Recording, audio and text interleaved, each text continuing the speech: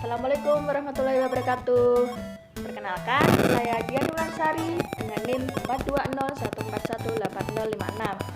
Nah, kali ini saya akan membahas tentang konsep tekanan, aplikasinya, dan hikmahnya bagi kita semua.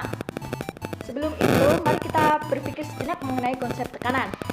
Nah, bagaimana jika pisau yang akan kita pakai untuk memasak itu ujungnya tumpul? Pasti kita akan sulit untuk memotong daging, sayur, atau hal lainnya. Dan bagaimana jika paku yang ingin kita pakai itu memiliki ujungnya tumpul? Pasti kita juga akan sulit menadapkannya di dinding.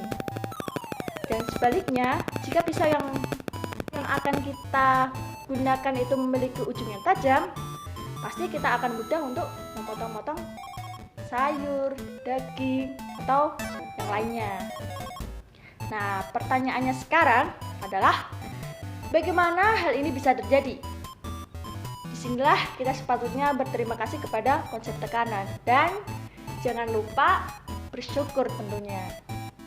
Dalam fisika, tekanan itu dituliskan dengan bentuk persamaan P sama dengan F per A. Tetapi untuk membuktikan persamaan ini, mari kita melakukan Gedanken eksperimen atau percobaan dalam angan-angan atau imajinasi kita sendiri. Tidak dilakukan secara langsung, namun kita berpikir seolah-olah kita akan melakukannya dalam pikiran kita. Yang pertama, bayangkan kita menusuk benda.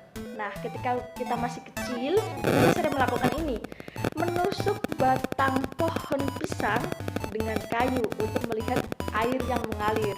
Nah, jika kita menusuknya dengan tenaga atau gaya yang kecil dan semakin besar, maka batang pohon pisang ini mudah untuk ditusuk.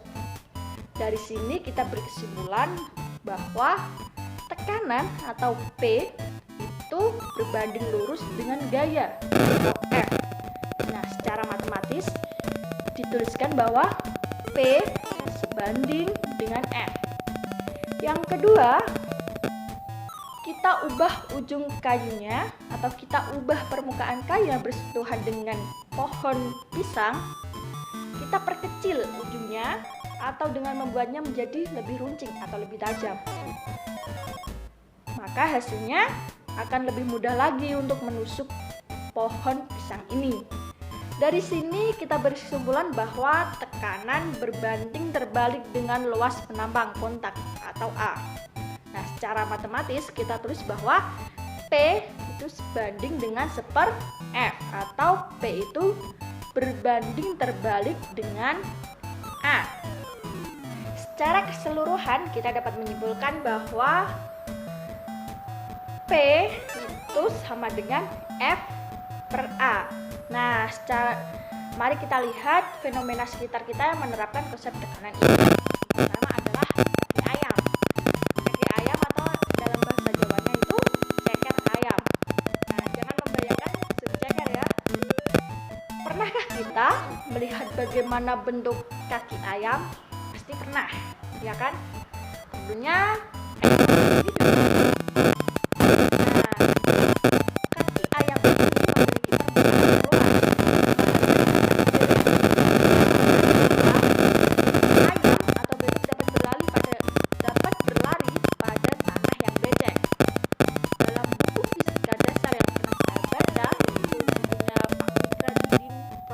dari ITB, konstruksi cakar ayam yang digunakan untuk membangun rumah itu diperkenalkan oleh pakar teknik sipil terkenal Indonesia yaitu Profesor Dr. Setiatmo. Nah, menurut cerita, bentuk cakar ayam yang melebar sehingga ayam bisa berdiri dengan stabil mengilhami konstruksi pondasi cakar ayam. Juga ada yang mengatakan konstruksi ini diilhami oleh akar pohon kelapa yang melebar, sehingga kelapa yang begitu tinggi dapat berdiri kokoh meskipun angin kencang. Pondasi cakar ayam ini adalah pondasi yang pada bagian bawahnya itu pondasi beton yang melebar. Tujuannya adalah untuk memperkecil tekanan pada tanah. Akibat dari penambang bawah yang lebar, maka luas penambangnya menjadi besar sehingga tekanan yang diberikan oleh bangunan ke tanah menjadi kecil. Konstruksi ini juga cocok digunakan untuk mendirikan bangunan di tanah yang tanahnya lembek. Jika tidak menggunakan konstruksi tersebut, maka bisa terjadi satu atau sejumlah tiang penyangga amblas ke dalam tanah akibat tekanan yang besar. Yang selanjutnya yaitu kasur. Nah, bagaimana perbandingan antara tidur di kasur atau spring bed dengan tidur di lantai? Tidur di kasur akan terasa lebih nyaman daripada tidur di atas lantai. Nah, ketika kita tidur di kasur atau spring bed, alas yang datar, semua bagian tubuh kita itu bersentuhan dengan kasur karena kasur mengikuti bentuk lekukan tubuh. Sehingga permukaan tubuh yang kontak dengan kasur itu menjadi lebih besar. Hal ini mengakibatkan bahwa tekanan di tubuh itu menjadi lebih kecil. Berbeda dengan ketika kita tidur di atas lantai, karena hanya sebagian dari tubuh kita itu melakukan kontak dengan lantai, sehingga permukaan bawahnya itu kita menjadi lebih kecil, sehingga mengakibatkan bahwa tekanan di tubuh menjadi besar. Akibatnya, ketika bangun, tubuh akan merasa sakit. Contoh lainnya adalah pada alas sepatu sepak bola yang ada poolnya. Nah, kenapa sih memiliki bagian-bagian yang menonjol atau terdapat pool? Nah, hal ini berguna untuk menghasilkan tekanan yang besar sehingga sepatu itu dapat sedikit tertancap di tanah. Akibatnya, pemain itu tidak mudah terpeleset ketika berlari di lapangan. Fenomena lainnya adalah pada nyamuk. Nyamuk memiliki ujung mulut yang runcing. Dengan gaya yang kecil sekalipun, mulut nyamuk bisa menembus kulit manusia karena menghasilkan tekanan yang besar.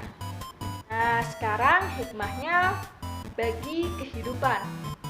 Konsep tekanan atau P yang dilambangkan dengan P juga dapat diambil hikmahnya dalam kehidupan.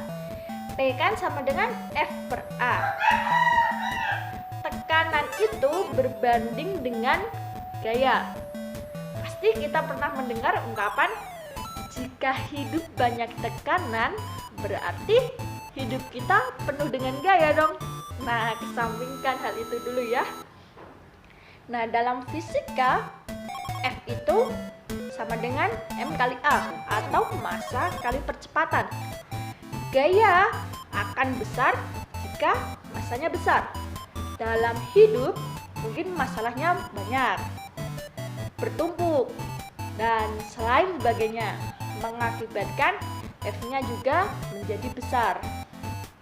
Tetapi tekanan juga berbanding terbalik dengan luas penambang, yaitu keluasan hati, kelapangan hati menerima rintangan yang akan membuat tekanan dalam hidup itu menjadi ringan. Boleh jadi masalah yang sangat besar, yang sangat banyak, tetapi karena kelapangan hati menerima itu semua, maka tekanan hidup akan menjadi lebih kecil atau lebih ringan. Dan boleh jadi masalah kecil, tetapi kelapangan hatinya itu tidak ada, maka tekanannya itu akan menjadi lebih besar. Nah, kesimpulannya, kelapangan hati atau kelapangan dada adalah salah satu kunci untuk menuju hidup yang bahagia. Nah, sekian pembahasan kali ini. Terima kasih sudah menonton. Nah, teman-teman jangan lupa share, komen, like, dan subscribe. Terima kasih. Sampai jumpa.